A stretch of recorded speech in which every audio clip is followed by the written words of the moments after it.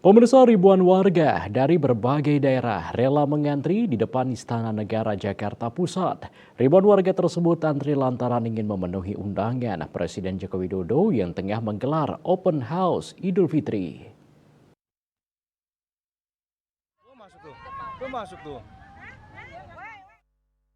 Beginilah kondisi suasana ribuan warga dari berbagai daerah rela mengantri di depan Istana Negara Jakarta Pusat.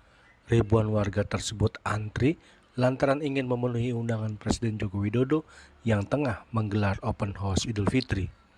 Antrian warga terlihat dari subuh hingga pukul 10 pagi.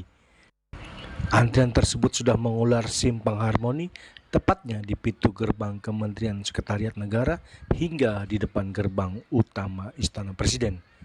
Dalam antrian juga banyak warga yang terlihat rapi mengenakan pakaian perayaan Idul Fitri. Perempuan paruh baya mengenakan kebaya, sedangkan pria menggunakan baju koko muslim. Salah satu warga yang bernama Desi rela antri pukul 6 pagi untuk berkunjung bersilaturahmi dengan Presiden Joko Widodo. Menurutnya Presiden Joko Widodo merupakan pemimpin yang cinta terhadap rakyatnya. Dari jam berapa, Bu? Dari jam 5:30. Oke, pendapatnya gimana, Bu, tentang open house ini?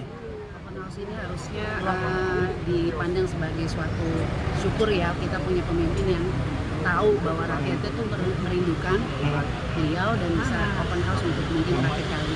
Iya. Ini bijaksana sih buat kita. Sekalian silaturahmi ya, Bu? Iya, karena kan kalau kemarin kampanye kan Pak Jokowi nggak ada. Iya. Kan jadinya ya udah kita rela ngantri deh dari pagi dan dari jam 4:30. Apa alasan lain, Bu, rela ngantri dari 5:30 di sini? Ketemu seorang pemimpin kayak Pak Jokowi udah segala Senang benar. Dan memang Ibu pendukungnya Bapak Jokowi? dari dulu, Dari dari dulu. 2012. Dari 2012. Oke, Bu Pendukung Desi. dan pembantu. Istana sendiri telah membuka gerbang pada pukul 9 pagi, namun harus kembali tutup saat masyarakat mulai berebut masuk dan tak kondusif. Masyarakat yang tertahan di luar masih setia menunggu giliran untuk bersilaturahmi dengan Presiden Joko Widodo. Dari Jakarta, Juli Suwarte dan Ketut Sumadiasa melaporkan.